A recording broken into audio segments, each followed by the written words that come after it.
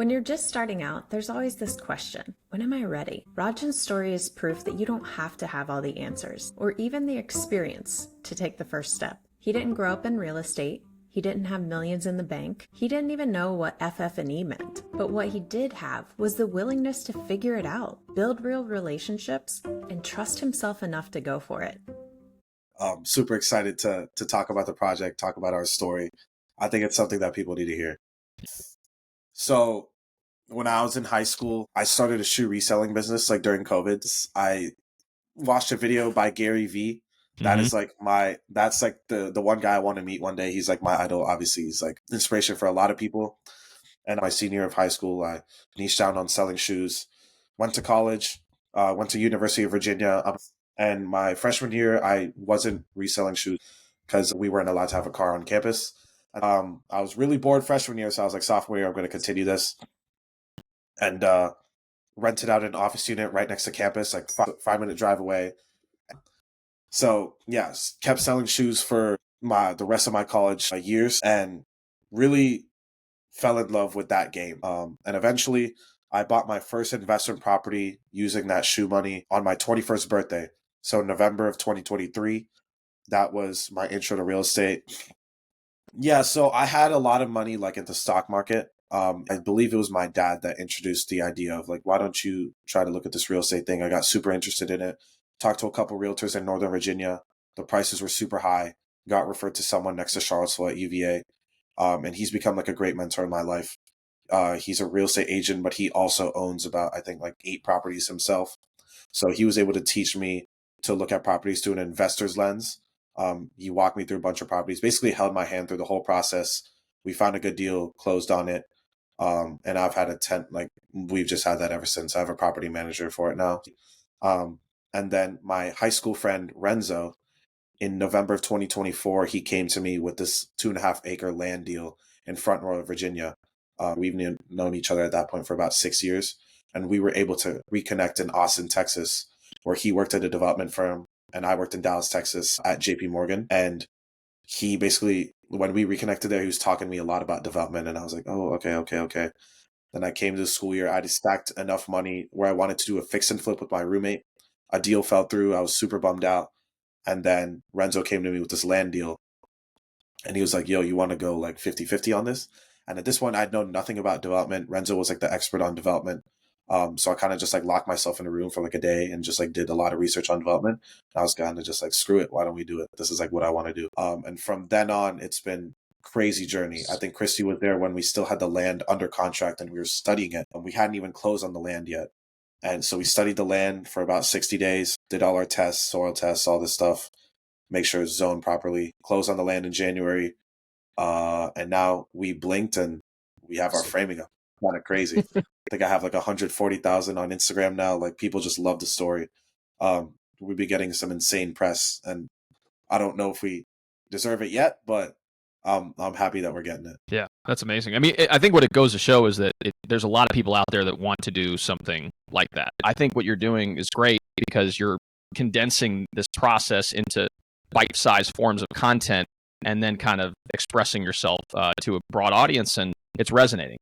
A lot of people think I need millions of dollars to get into real estate development, and that's really not the case. Developers will go raise capital, whether it's from their friends or from their extended network. I mean, some people do, but most people do not just have millions and millions of dollars sitting in the bank to do the deals. So and as you'll find with the following and building awareness and putting yourself out there, is that it will become easier because you're sharing the process, and that builds trust. And that's going to go a long way for people who go, okay, I don't necessarily want to do the work myself, but I am willing to put dollars in. Here's the thing I want you to hear. You don't need to start with a massive project. Rajan didn't. His first deal cost $37,000. What mattered was his ability to find the right partner, get creative with resources, and keep moving, even when sometimes it meant learning how to fly. Too often, people wait until they feel like they're an expert to get started, but development doesn't work that way, and really life doesn't either. You become the expert by doing the actual work. So Renzo was like, we're going to bring Live Oak Lake, like the exact build, to Virginia. And if we can do that properly, his thesis was that we can't fail.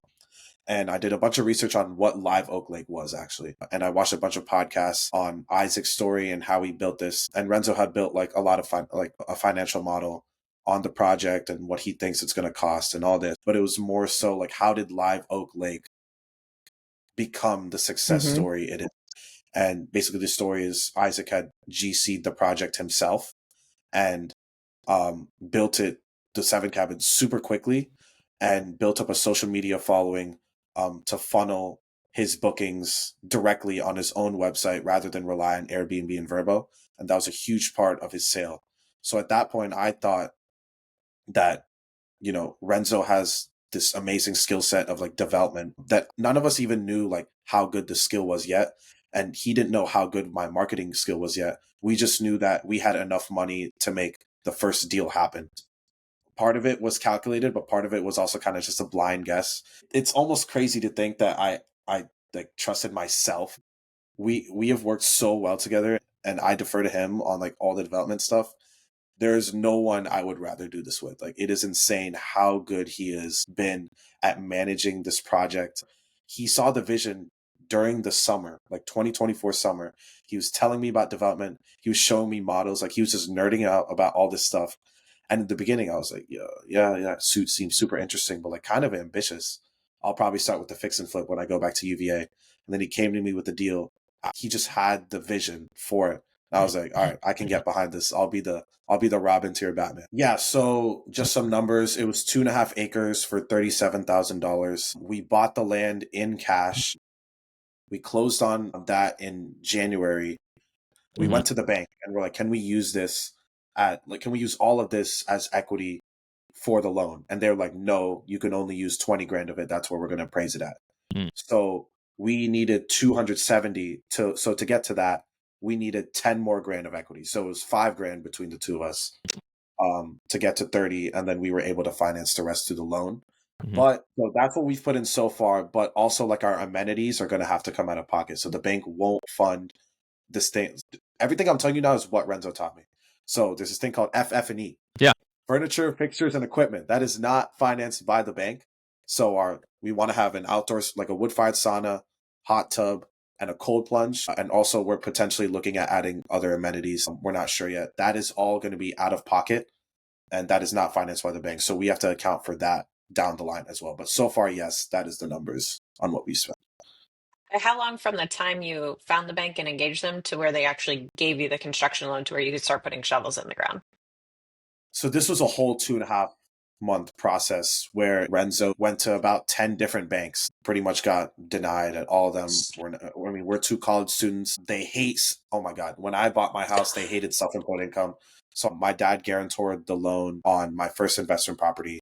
And we also got Renzo's parents to co-sign on the construction loan. So that was pretty huge. But we also have never taken a single dime from either of them. But yeah, I know that's not feasible for like a lot of people, but that was a huge part of us getting our construction loan, and the terms that we got was having a co-signer on the loan. Did you catch how Rajan and his partner pulled this together? They didn't walk into a bank and get handed a loan on a silver platter. They got rejected a lot, but they kept going. They found ways to structure the deal, leaned into their network, and weren't afraid to ask for co-signers to bridge the gap. That's what scrappy local development looks like. You don't have to have all the money. You just have to be resourceful. Exactly. That happens way more often than people would think from the outside. They think I need millions in the bank. I need to personally guarantee these loans. But that is where some of your partners in the deal come into play, is that they have either the experience or the financial backing, and that they will sign on those loans. And then that's where you just have the equity conversations to go, okay, you're putting this on the line. So without knowing it, you guys did exactly what every developer does. I urge anyone who does development to get on social media. It's just all upside and pretty much no downside. The power of social media is literally insane. When I made my first development video, we got the land under contract. The video pretty much blew up, and part of our research during our study period was going on AirDNA and looking at the highest performing properties in Virginia. And we were like, why don't we just find the contractors that built this and get them to build our structure? It makes sense, right? So there's one property that's about 10 minutes away from our land. We found that guy through Instagram. There's this property called Ava Shenandoah.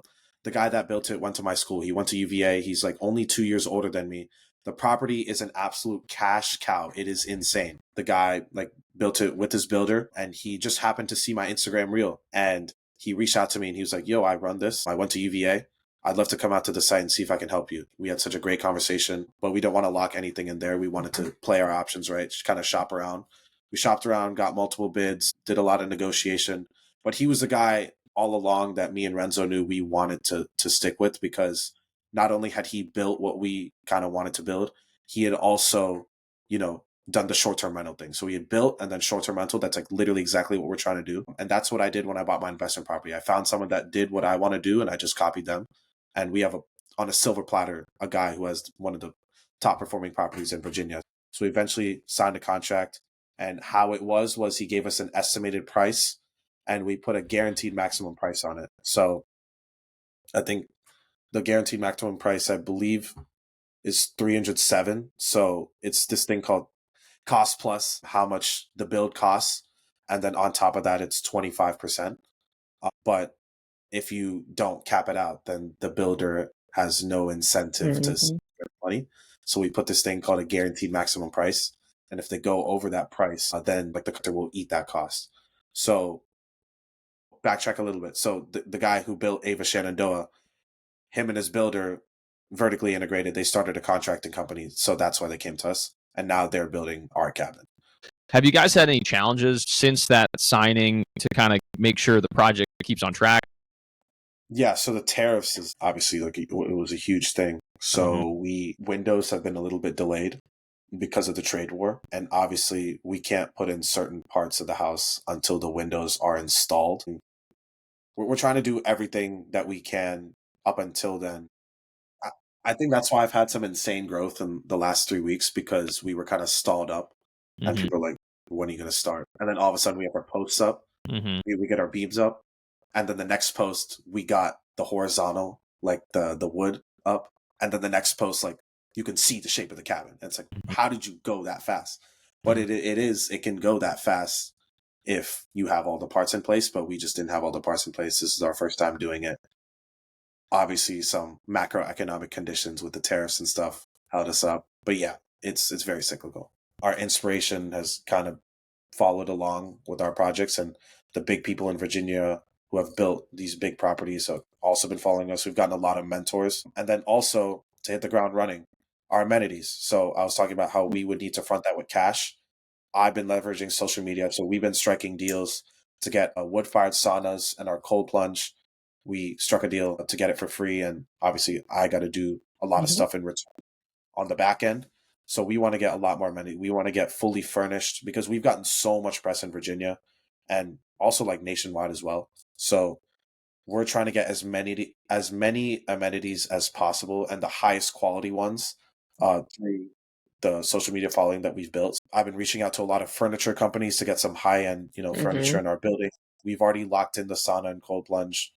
We want to get the hot tub as well. Hopefully we can get a bunch of other stuff. We potentially want maybe a swing under the cabin. We don't know if we're going to do that yet, but if someone can sponsor us for that. So it's just the little ways that we can save money. And I feel like we've been utilizing all our strengths and saving as much money as we can, but also keeping the build as luxury as possible.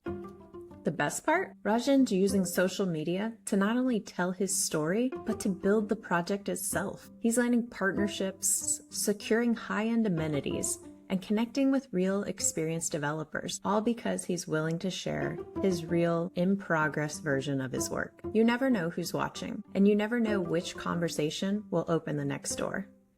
We eventually want to get to 4 builds, and I feel like it's only up from here, because the one thing that's hit with the marketing is the setting. So every time I'm at the site, minimum like 100,000 views, and it's just so many opportunities to connect with people. Like I've been connected with so many big people in the space, learning from them. I think that's like the one gap in our duo right now. It's that I've made all these connections in the development world, but then when I hop on a call with them by myself, it's hard for me to cross-examine properly, because I just don't have like the knowledge to like understand like certain things about like materials and stuff like that. So it's just those little things, understanding what prices are fair. Is someone trying to get like Renzo knew very quickly, oh, they're trying to pull a fast one on us. We can negotiate them down real fast. And that's something I just don't have the experience in because I never worked at a development firm. And Renzo studied this for the last 2 years religiously. So what's your expected timeline to get done? Yeah, so we're hopefully, you guys know best, development, always over budget, always over schedule. We were supposed to launch in July. That was the original timeline. Now we've pushed it to August. We're on track for that, but some delay might come. But hopefully, I'm hoping, fingers crossed, that we can get launched by the end of August. I really want to catch the end of that summer season. I think that'd be great practice for us. I think it's easier to manage the property in the summer than it is in the winter because it's a little bit more communication. It gets a little snowy up there. Got to communicate more with guests. Be like, you need 4-wheel drive to get up there, stuff like that. I think we can really get good practice doing it in the summer first, and obviously charge a higher rate because I think there's going to be a little bit more demand during that summertime. End of August is our hopeful start date. We'll see if we can make that happen. In terms of advice, I hate giving advice because I really haven't done it yet. But I will say, like I said before, if you're doing this type of like unique development, like there's no downside to being on social media. Like there's no downside. I record on my iPhone and I edit on my iPhone and I release the videos on my iPhone. I've never bought a professional camera. I edit on this app called CapCut. It's free. Like anyone can learn what I'm doing. I have no fancy equipment. I have a pretty good mic. That's it. I have a $10 tripod. And I just go around there and I just switch angles. It's all a psychology game.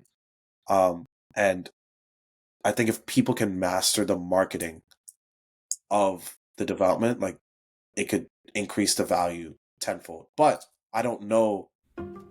Rajan's story is all about trusting yourself before the world gives you permission. You don't have to know everything to get started. You don't need a perfect plan. You just need a clear next step and the courage to take it. This is how locals step up and lead. This is what it looks like to learn while you build. We have all this following, and I think we're going to book out crazy. I think we have a great strategy, but I won't know for sure if it works until we actually release and that calendar gets booked up.